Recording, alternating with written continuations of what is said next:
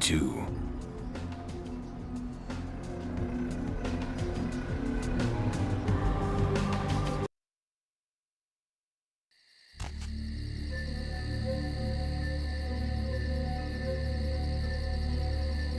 You! What are you doing here?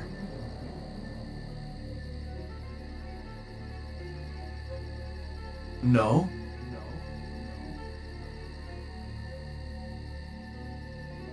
You should get out of here. This place is bad news. Pardon me.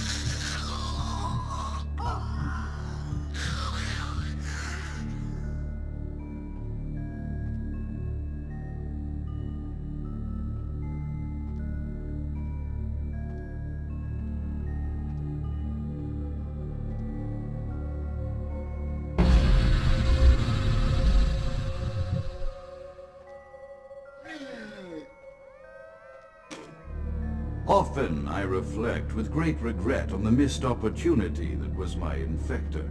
Had I been conscious after the attack, I could have stopped the orderlies from locking her in the roaming pen.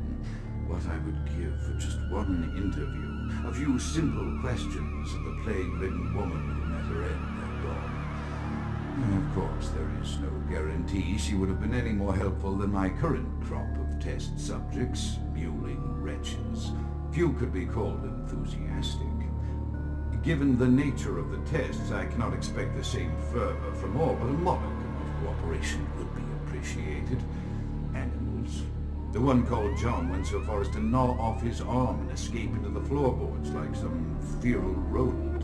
I still hear him scurrying about at night. He must be making an atrocious mess.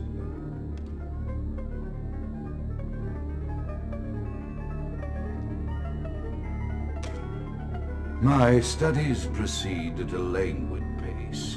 I'm mired in a foul ennui as my wife's illness advances. My subjects grow restless without proper supervision, but I cannot pull myself back from this black depression. How many nights I've wasted now, gazing from the tower walk, pondering the frailty of existence.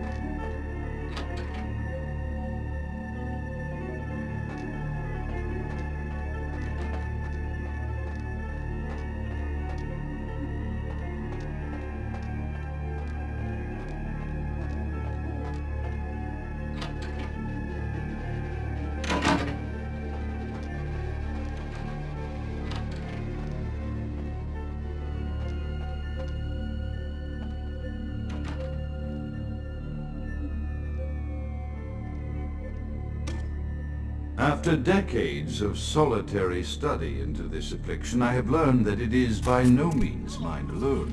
Indeed, the city is home to an entire society of similarly afflicted individuals with whom I've only recently made contact. They are an understandably standoffish sort by and large, but I have been able to confirm with them that the condition is indeed vampirism, which apparently comes in a multitude of strains, each with a spectacular set of symptoms such as invisibility and even a sort of lycanthropy. Through numerous official interactions with the governing body of this secret society, I have concluded that their fundamental understanding of the vampiric condition is woefully lacking, and mired in suspicion and pseudo-religious dogma that would make a Turk balk for its strictures. Indeed, they seemed impressed with my studies and the eloquence with which I was able to present them. Apparently, the typical sufferer of my particular strain of vampirism is far from the vanguard of the King's English. So impressed were they that they even offered me an office in their government, a rather high office by the sound of things. I believe I shall accept. If nothing else, it should provide a lofty vantage point from which to observe the breadth and epidemiology of the affliction, so that I may move more expeditiously toward a cure.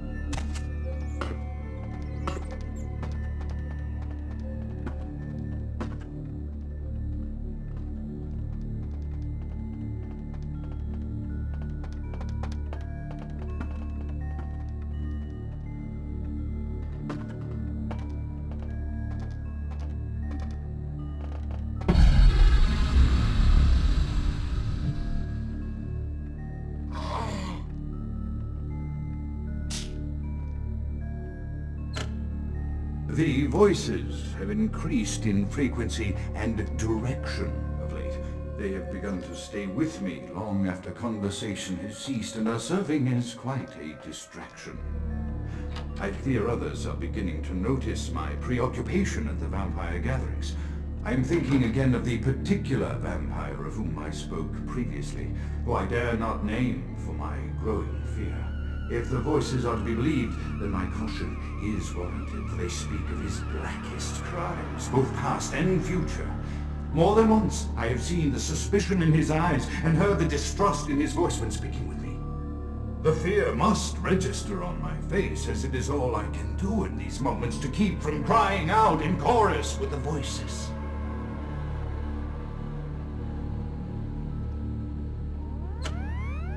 I am no longer safe. I know it. The voices have proven themselves authentic, and I have withdrawn from the Vampire Society entirely. My absence will no doubt draw attention, but I could no longer hold my fragile composure around the ravenous eyes of my vampire peers, especially not around him. The voices compelled me to make what I fear is a Faustian bargain, but I had to, for their demands are constant and merciless. I have secluded myself within the mansion. I know he will strike out at me. He will go to any length to achieve his ambitions, and he knows it, I know. I have taken precautions to protect my beloved wife. Her cure will have to wait until our immediate safety is guaranteed. The mansion was constructed with security in mind, but at that time I was not privy to the full range of vampire capabilities. The voices echo in the twisted corridors of my psyche, dark whisperings of a macabre and formless menace, the approach of which portends an end to all of this.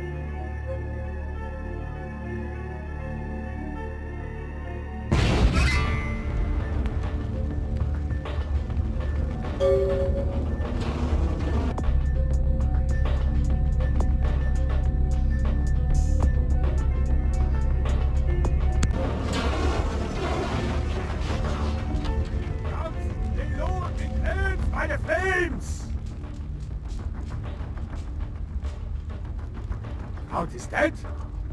Pity it could not be by my hand. No matter. Soon your self-made kings and false prophets and all who bear the mark of the beast will be washed from the earth for the coming of the Lord. As you burn, tell them it was Grünfeld Bach who sent your damned soul to that lake of fire. All agents of Satan shall return to whence they came. Let this righteousness...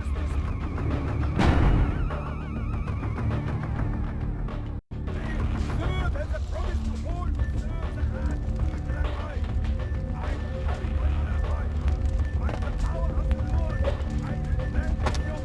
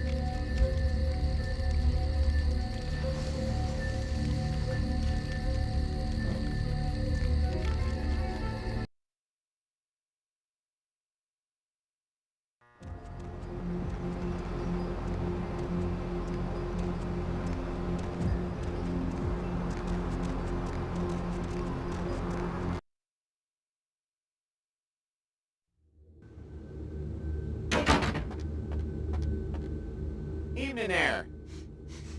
Something burning? Ooh, smells like someone burnt the burgers.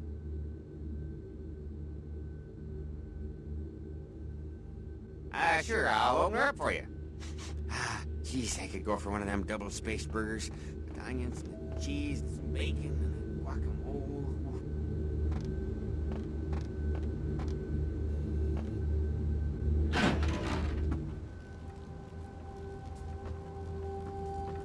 The Primogens still haven't been contacted by Grout. I thought I made it clear that you are not supposed to come back until we had heard from him. Grout's dead? What? Bach! Every time I think he's lost the scent. So, Bach killed Grout to draw me out.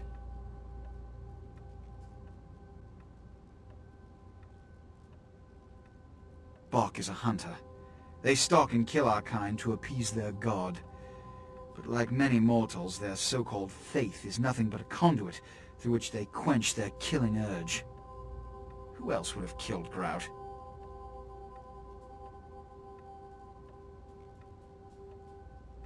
Look at me. Are you sure it was Nines Rodriguez? Because if it was, the consequences... Do you know where this might lead? Do you really have any idea?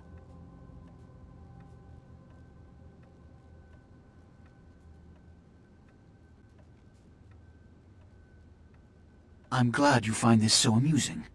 I don't. And do you know why? It means... Under most circumstances, I would call a blood hunt on the murderer immediately. However, the anarchs of this city may interpret such an action to be a declaration of war. I do not want a war with them. This decision will take some time. I need to confer with the Primogen on this. In the meantime, I've come to a decision on the Ankaran sarcophagus, and I believe that for the safety of the inhabitants of this city, we need to place the sarcophagus under Camarilla protection until its contents can be confirmed.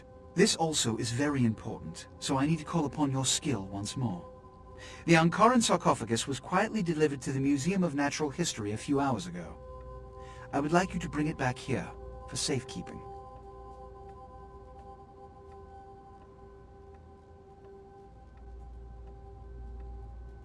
Let me finish. The manifest from the Dane shows there was a small box from the same dig on board, but it was listed as missing. Keep an eye open for it. It may have been overlooked. It's crucial we get the sarcophagus in our possession within the next few hours. Here, I'm feeling charitable.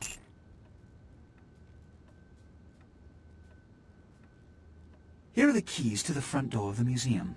The sarcophagus should be in an examination room of some sort.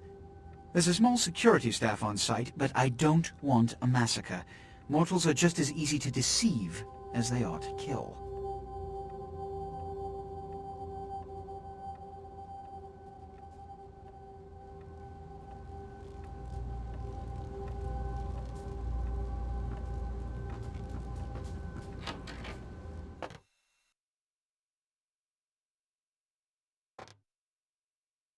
Yeah, you go right on up and see Mr. LaCroix.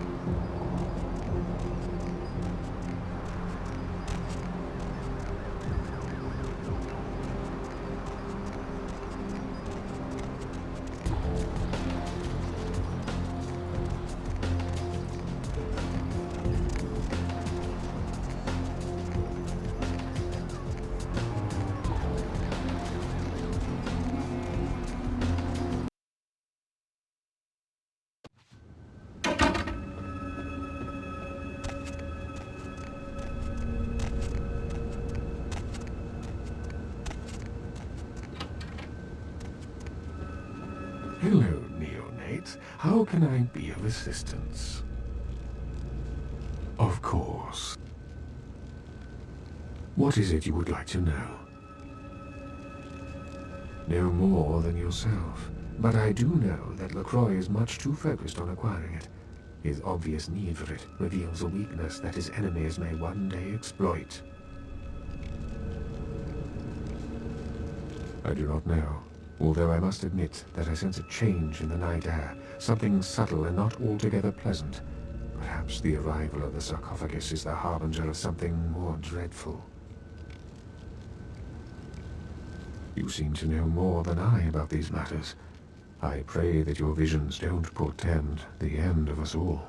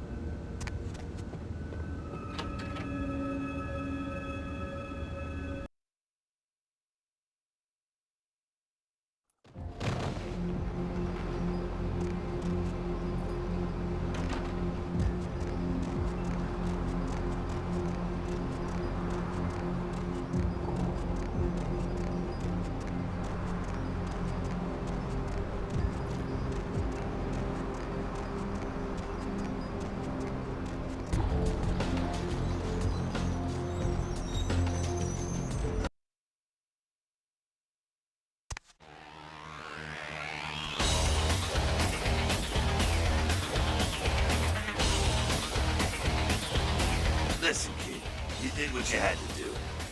Just the messenger, right? I hear Nine's got word. I'd wager he's gonna be laying low for a while.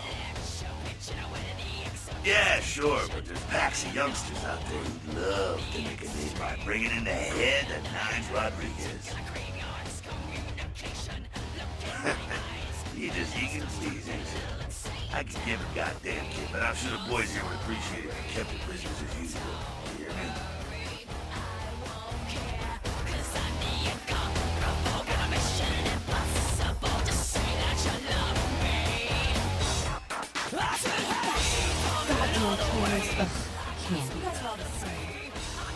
Yeah?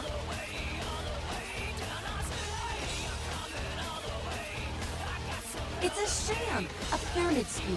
Nothing but musty, withdrawn elders waging power struggles for no other reason than to keep their own ass alive for one more century. You think you have any real power in the can? You're kidding yourself.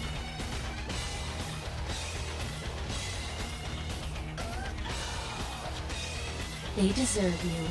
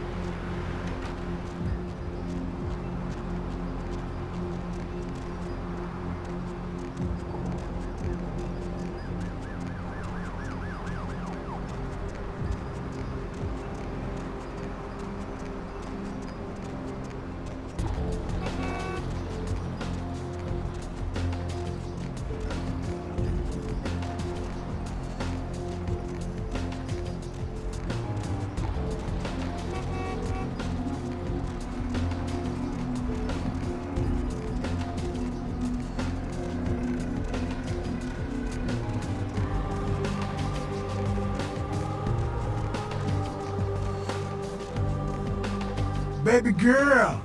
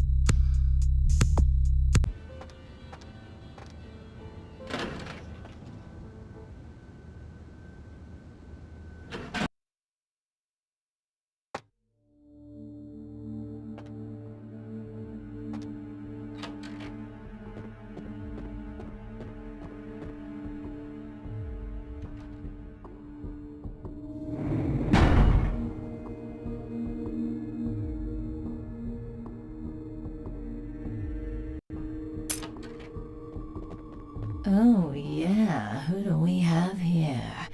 Are you a believer, little morsel? Have you come for the kind of enlightenment only Jezebel can give? Queen. Ah, yes. I am Jezebel. Jezebel Locke. You are Malkavian, are you not? Speaking in twisted riddles, your eyes dancing with visions they don't understand. Won't you dance with Jezebel, little morsel? Oh, come on now.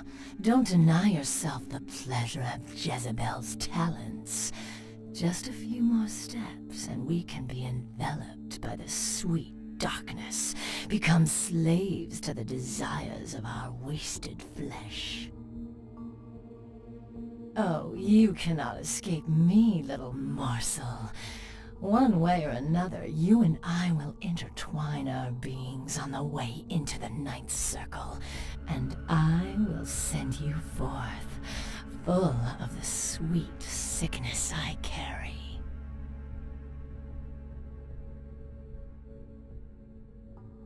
Yes, I follow the path of the ninth circle. Come and join the enlightened, indulging your animal instincts until both kind and kindred lie spent upon the altar. Desire will be our truth, desire and the death that follows.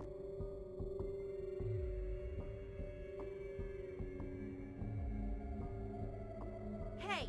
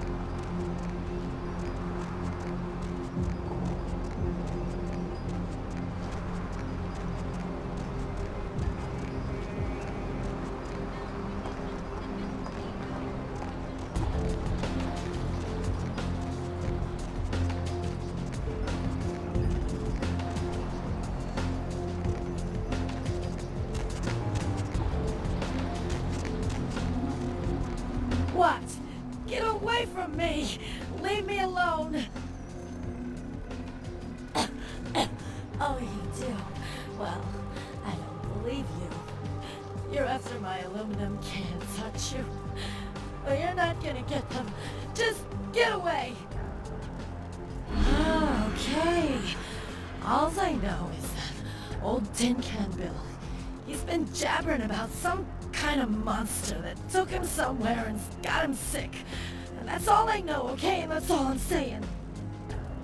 Why, you can usually find him down in his alleyway, just across from that bar over there.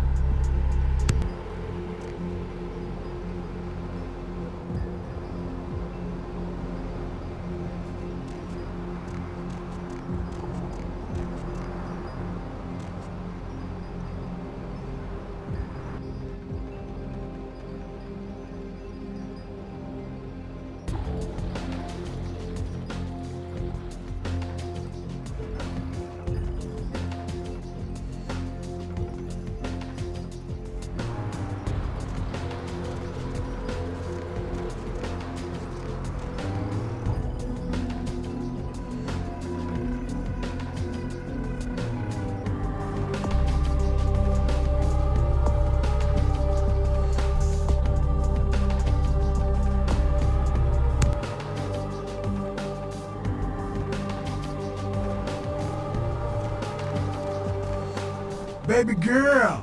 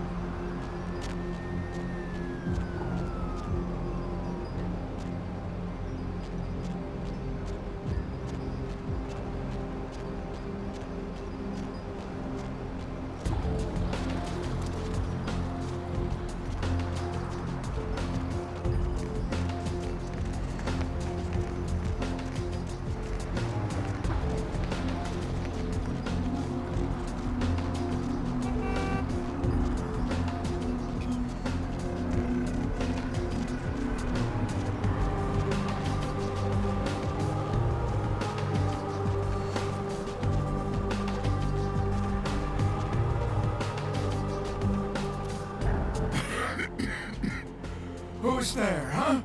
Old Bill can't see too good these days. Is that you, Betty? I ain't got no booze tonight, so you may as well get the hell out of here. Dark brother, what are you talking about, boy? It's just me, old Tin Can Bill. Now leave an old man alone to sleep in peace. I don't want to be bothered unless you've got a bottle to share.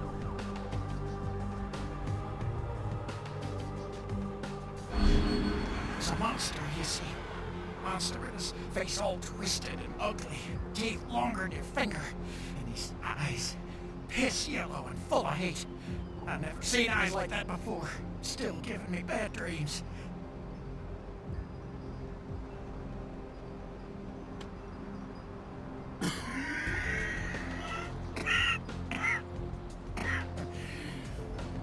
Came up through the sewers, he did. Just around the corner there. Don't want to go back to the bad place, friend.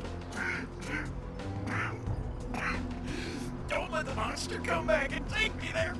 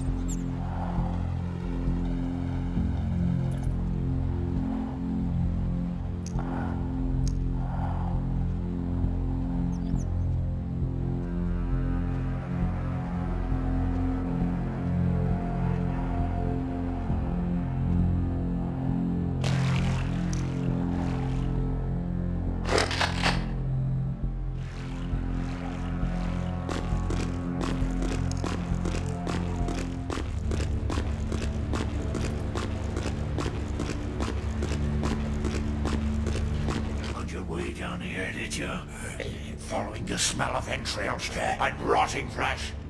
Looking for a free meal, little bloodsucker.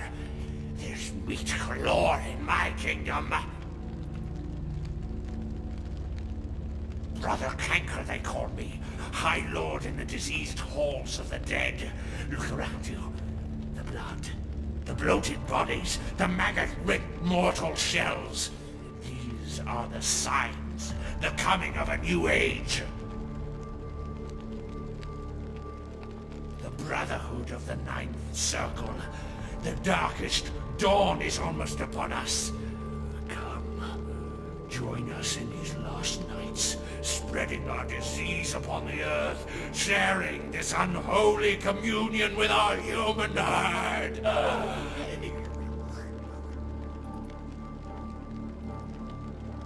The doors have been opened, the seals broken, and the final steps into the abyss, the terrible mysteries of the Ninth Circle.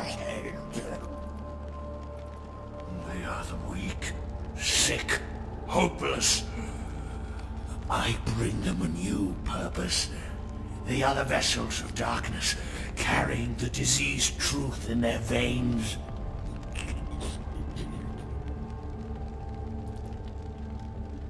The Brotherhood of the Ninth Circle. The darkest dawn is almost upon us. Come, join us in these last nights, spreading our disease upon the earth, sharing this unholy communion with our human herd.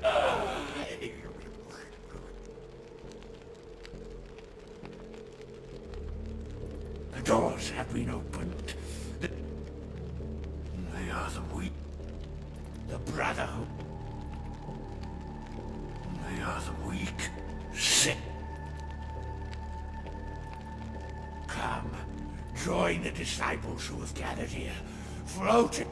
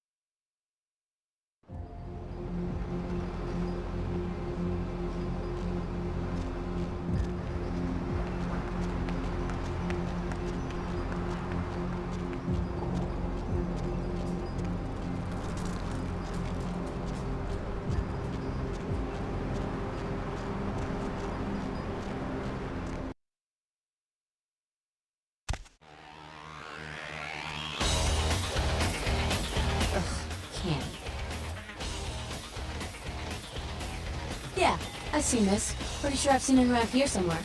One of the buildings, I think.